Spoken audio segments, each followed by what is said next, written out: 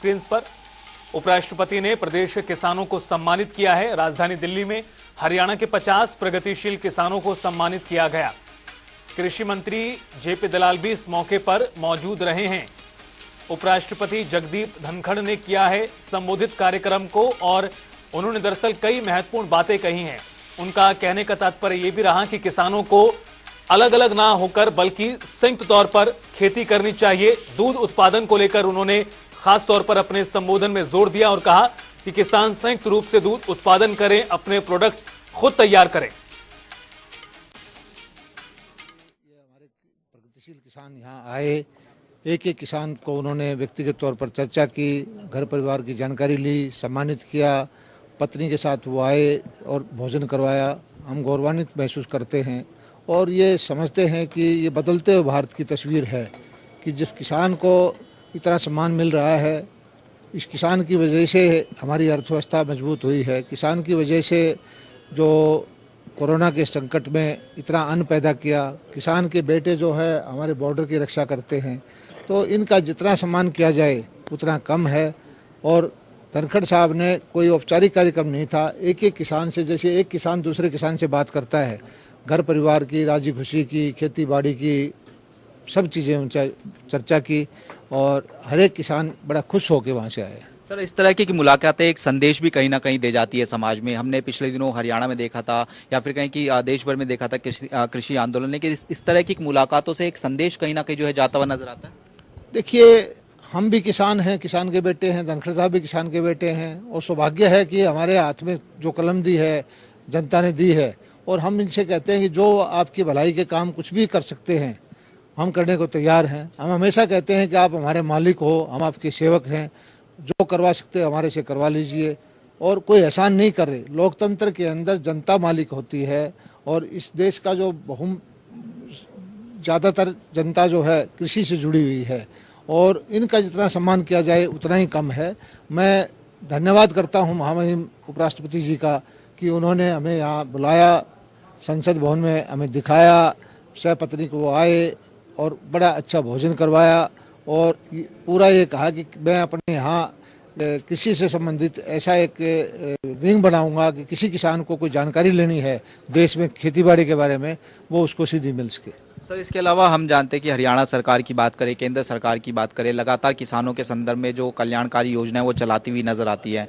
आने वाले समय में जो पीएम किसान योजना है उसकी सर दूसरी किस्त भी जो है जारी होती हुई नजर आएंगी या फिर और अगर योजनाओं की बात करें तो किस तरह की तैयारी है?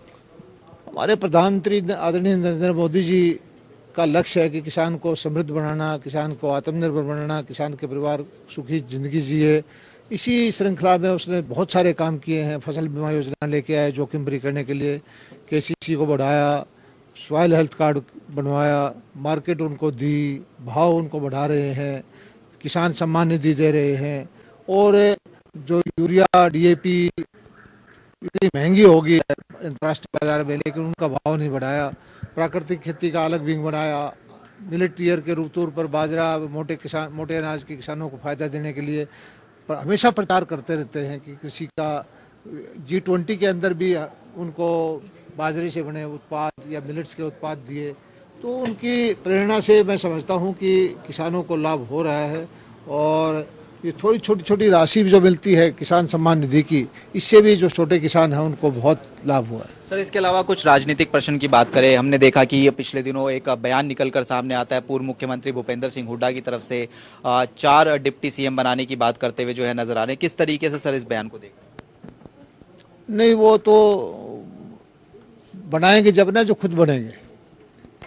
अब यहाँ बैठे हैं, ये 40 डिप्टी सीएम बना सकते हैं, इनको भी सीएम बनाने का अधिकार है। जब तक जनता नहीं चुनती है इस तरह की बातें करना बेईमानी है और बनाने वाले ये लोग हैं, बनाने वाली जनता है। कोई नहीं होता बनाने वाला कि मैं किसी को बना दूंगा। लोकतंत्र के अंदर मालिक ये हैं और उन लोगों की जिनकी मानसिकता ये है कि हम बनाने वाले हैं तो वो गलत है। लोकतंत्र के अंदर जनता बनाने वाली है, किसान बनाने वाले हैं, आम लोग बनाने वाले हैं। किसको क्या बनाएंगे? उनकी पार्टी के सर लोग ये कह रहे हैं कि सिर्फ डिप्टी सीएम क्यों, सीएम का पद भी जो है कहीं ना कहीं ओपन होना चाहिए तमाम वर्गों के लिए। वो लड़ते रहते हैं, उन्हें मानसिकता उनकी ये है कि वो समझते हैं कि इस देश में हुकूमत चलाने का अधिकार उन्हीं को है, जबकि लोकतंत्र के अंदर मैंने कहा है कि किसको सेवा का मौका देंगे वो ये जनता है। लेकिन ये जो इस मानसिकता के लोग हैं अभी उस भ्रम से निकले नहीं है, और मैं समझता हूँ कि और एक आध योजना है, जब जनता इनको ठुकरा देगी तब इनकी मन ठीक होगा, तब इनको समझ में आएगा कि जनता मालिक है, और तब ये इस तरह की बयानबाजी बंद कर देंगे। सर एक अंतिम प्रश्न, आने वाले समय में 5 राज्यों में चुनाव देखने को मिलते हुए नजर आएंगे, क्या लग रहा है सर, किस तरह की संभावना है जो आप देखते हुए नजर आ रहे हैं? सारा दुनिया जो मानती है मोदी जी के नेतृत्व को, सारी दुनिया मानती है कि कोरोना में कितना अच्छा प्रबंधन हुआ, सारी दुनिया मानती है कि देश में कितने जो विकास के कार्य चल रहे हैं, और सभी लोग ये चाहते हैं कि जो केंद्र में सरकार है मोदी जी की, उसके साथ की सरकार प्रदेशों में आए।